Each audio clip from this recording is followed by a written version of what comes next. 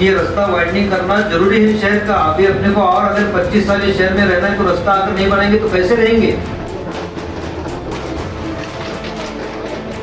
हम तो आपको ये बात की है कि इसका मतलब हर बात पे शक करेंगे, वो कैसे ऐसा नहीं सर। भिवंडी महानगर पालिका की वही छवि है सर, इसीलिए तो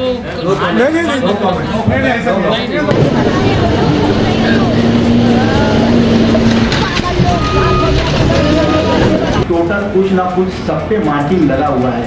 हमारे झोपड़े के सामने की बिल्डिंग पे मार्किंग क्यों नहीं है? ऐसा किसी विधा नोटिस दे। मेरे हिसाब से आज तक तो कोई कार्रवाई नहीं हुई है, होती भी नहीं। 20 साल में जो नहीं हुआ, ये कमिश्नर 2 साल से जब से आए सब कुछ हो गया, समझे क्या? आज कितने धोखाधड़ी की नोटिस लगी है, कितने पे कार्रवाई होगी? हम डिसाइड करते हैं, वो भी कायदे कानून के हिसाब से डिसाइड करते हैं। तो कोई आप पर्सनल दुश्मनी या पर्सनल बात इधर मत कीजिए।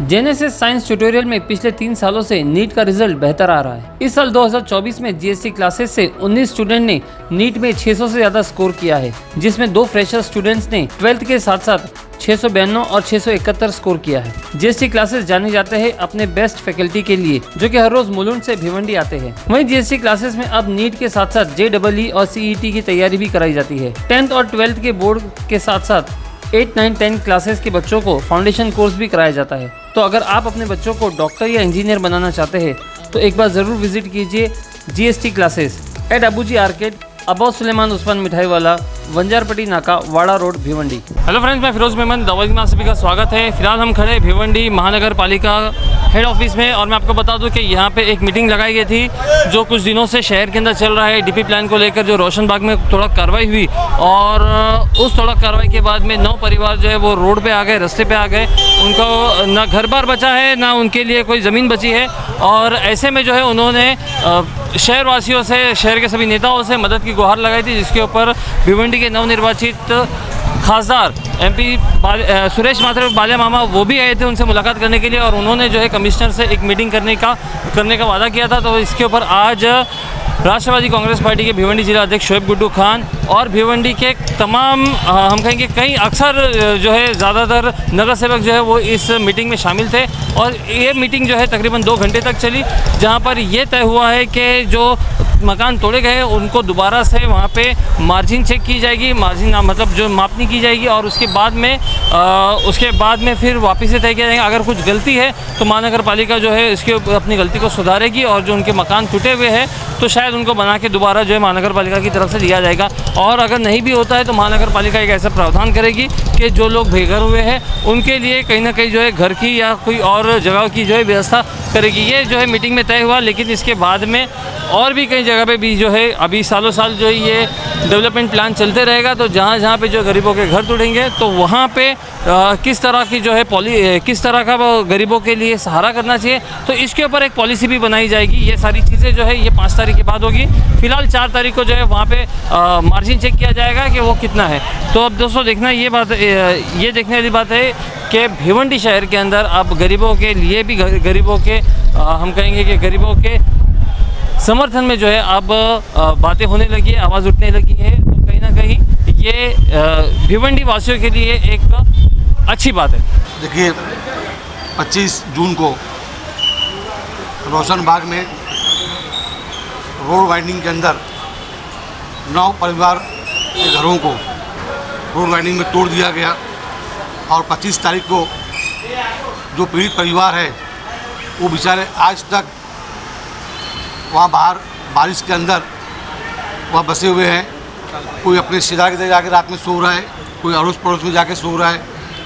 ना उनको खाने का ठिकाना है, ना रहने का ठिकाना है। बहुत अफसोस की बात है, ये जो 9 घर को तोड़ा गया है, ये 3 बार रोड वाइंडिंग के अंदर उसको तोड़ चुका गया है। बार बार उसी 9 घर को टारगेट क्यों बनाया जा रहा है समझ में नहीं आ रहा है। वहाँ और भी घरें हैं, वहाँ पे लोग अपने हाथों से कोई खिड़की निकाल रहा है, कोई दरवाज़ा निकाल रहा है, लेकिन इन 9 घरों को बुलडोजर लगा के तोड़ दिया गया। ये बहुत ही दुख की बात है, और कहीं ना कहीं कॉरपोरेशन ने यहाँ पे गलती की है, जहाँ जो मुझे समझ में आ रहा है। और मार्किंग के अंदर जैसे इनका आरोप है 9 परिवार वालों का कि मार्किंग के अंदर कि कहीं ना कहीं ये लोगों ने गलत मार्किंग की है। 1 मीटर से 1.5 मीटर हो रहा था, इन्होंने 3 मीटर पे मार्किंग करके तोड़ा है घरों को। तो ये बहुत गलत तरीके से तोड़ा गया। उसके लिए हमने वालिया मामा को फ़ोन किया, यहाँ सब नगर सेवक से रब्ता किया, उसके माफी साहब से रब्ता किया। तो वालिया मामा ने कमिश्नर साहब से बात की कि भाई वो 9 घरों को कहीं ना कहीं इंसाफ मिलना चाहिए और उसके लिए कोई ना कोई पर्याय होना चाहिए, उनको कहीं ना कहीं मदद मिलना चाहिए। और गलत तरीके से अगर तोड़ा गया है तो कॉर्पोरेशन उसको वापस से मकान बना के देना चाहिए। तो उससे हमने कमिश्नर को शनिचर इतवार बंद होने की वजह से हमारा रब्ता नहीं हो पाया। आज पीर के दिन दोपहर में 3 बजे कमिश्नर साहब से हमारी मीटिंग हुई। इसमें सब नगर सेवक यहाँ पे इमरान भाई हैं, अहमद भाई हैं, मतलूब भाई हैं, कलाम उम्मीद है, रुपेश मार्टी साहब हैं और बाकी सभी पार्टी के नगर सेवक थे यहाँ पे। और कमिश्नर साहब से बात की तो सबसे पहले मांग हमने यही की है कि जो मार्किंग हुई है वो वापस से वहाँ पे विज़िट किया जाए और कुछ चेक किया जाए सही हुई है कि गलत हुई है। और मार्किंग के लिए उन्होंने 4 तारीख का हमको टाइम दिया है, क्योंकि अभी आचार संहिता भी है और दूसरी बात है अधिवेशन भी चालू है, तो इंजीनियर हो सकता है यहाँ पे रहे नहीं। तो 4 तारीख को वापस से वहाँ विज़िट करेंगे और मार्किंग हमें वापस से इंशाल्लाह चेक करेंगे। और उसके बाद अल्लाह न करे उनका घर जाता है उसके अंदर भी, तो हमारी पूरी कोशिश रहेगी कि उनको कहीं ना कहीं इंसाफ मिलना चाहिए और जो भी मदद कॉर्पोरेशन से मिल सके वो मिलना चाहिए। और उसके अलावा हमारे से जो मदद हो सकती है वो इंशाल्लाह हम लोग पूरी कोशिश करेंगे मदद करने की। और इसमें मैं एक ही चीज़ बोलना चाहूँगा कि मीडिया के थ्रू हम लोग देख रहे थे, रोज़ वीडियो वहाँ की आ रही थी। किसी मजलूम से आप खेलिए मत और इसमें सियासत मत करिए। ये सियासत का वक्त नहीं है। जिसका घर गया है वही जानता है कि तकलीफ़ें क्या है। तो इस वक्त हमको आज हमारा वो भी हमारे शहर का हिस्सा है, आज हमारा फ़र्ज़ बनता है उनके लिए खड़ा होना। जहाँ उनको ज़रूरत पड़ेगी वहाँ हम सब साथ में खड़े रहेंगे उनके और उनको पूरा इंसाफ दिलाने की कोशिश करेंगे। और आगे भी जो डीपी प्लान में जो घर या दुकानें या कारखाने टूटने वाले उसके लिए हम लोग एक प्लानिंग करेंगे। अभी हमारे कमिश्नर साहब से बात हुई है, वो 5 तारीख के बाद एक कमेटी बनाएंगे, उसके लिए भी क्या प्लान होना चाहिए, किसी का नुकसान नहीं हो, उसके लिए भी इंशाल्लाह कोई ना कोई रास्ता निकालेंगे। जो 9 परिवार के लोग अभी फिलहाल देखा जाए 4 तारीख के बाद जो है उसका डिसीजन लिया जाएगा। अभी 4 तारीख तक की उनके लिए पर्याय मार्ग क्या निकाला गया, क्या वो अभी उसी तरह रोड पर ही रहने वाले या उनके लिए कुछ व्यवस्था की गई है? देखिए व्यवस्था के लिए वहाँ पे अड़ोस पड़ोस वाले ने भी किया है और लेकिन वो वहाँ छोड़ के जाना नहीं चाहते। उनका कहना ये है कि हम वहीं रहेंगे जब तक हमको इंसाफ नहीं मिलेगा।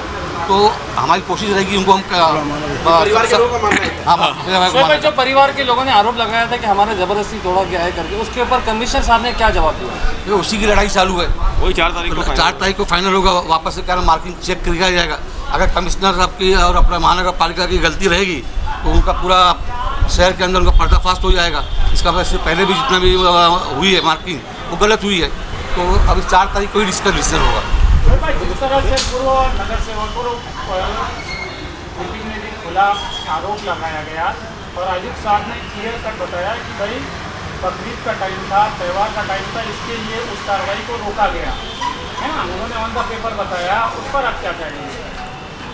देखिए नगर सेवक तो कोई भी हो वो कभी नहीं चाहेगा उसके वार्ड में मतलब उनका किसी का नुकसान हो। भाई वो नगर सेवक पूरे वार्ड के रहते हैं और मैं नहीं समझता ये इसके अंदर जो ये मामला हुआ ये कॉर्पोरेशन कमिश्नर साहब ने खुद कबूला है उस मीटिंग के अंदर कि नगर सेवकों की इसमें कोई गलती नहीं है, नगर सेवक से कोई वास्ता नहीं है। जो वास्ता है हमारा महानगर पालिका का है और हम कानून से काम करते हैं। इसमें नगर सेवक का कोई लेना देना नहीं। 50 साल से वो रह रहे थे तो नगर सेवक का मैं नहीं समझता इसमें कोई होगा। मैं पहले कह दिया उसमें सियासत नहीं करना है। हम सबको मिलजुल कर एक साथ होकर हमको उनको इंसाफ दिलाना है और आगे जो डीपी प्लान का मामला रहे उसमें कोई रास्ता निकालना है। सर्वात प्रथम तर आजची जी कारवाई झालेली आहे जी 25 जूनला कारवाई करण्यात आलेली आहे।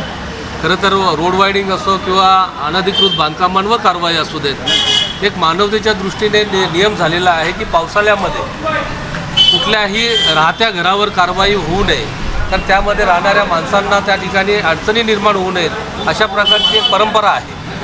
पावसाळ्यात आपण कुठल्याही प्रकारची तोडण्याची मोहीम किंवा तोडण्याचे त्या ठिकाणी कारवाई करत नाही, परंतु या ठिकाणी तशा पद्धतीची कारवाई केलेली आहे आणि त्या कारवाईमध्ये 9 घरं जी आहेत ती बाधित होऊन त्या 9 घरांमध्ये राहणारी अनेक लोक आहेत की त्या लोकांना आज बेघर व्हावं लागलेलं आहे। आणि असं असताना खरं तर कॉर्पोरेशनने ही संपूर्णतः जबाबदारी घेऊन प्रथमतः या कारवाईचाच चुकीची कारवाई झालेली आहे की ती कारवाई होऊच नये आणि राहिला विकासाला कुठल्याही प्रकारचा आमचा कुणाचाच माजी नगरसेवक असतील, या ठिकाणचे लोकप्रतिनिधी असतील, या कुणाचाच विकासाला कुठल्याही प्रकारचा अडथळा किंवा विकासाला विरोध नाही, तर विकास झालाच पाहिजे. परंतु काही नियम आहेत, काही गोष्टी अशा आहेत की त्या वेळेत केल्या पाहिजेत. तशा पद्धतीने महापालिकेने करावं आणि ज्या काही रोड वार्डिंगच्या मार्जिंग आहेत त्या मार्जिंगमध्ये सेंटर पॉईंट पकडून त्या ठिकाणी त्याला सेंटर पॉईंट नंतरच दोन्ही बाजूला सेम समान अशा पद्धतीचं त्या ठिकाणी रोड वार्डिंगचं मार्किंग केल्या पाहिजेत आणि हे मार्किंग साईट व्हिजिट त्या ठिकाणी इंजिनियर लोकांनी करून केल्या पाहिजेत.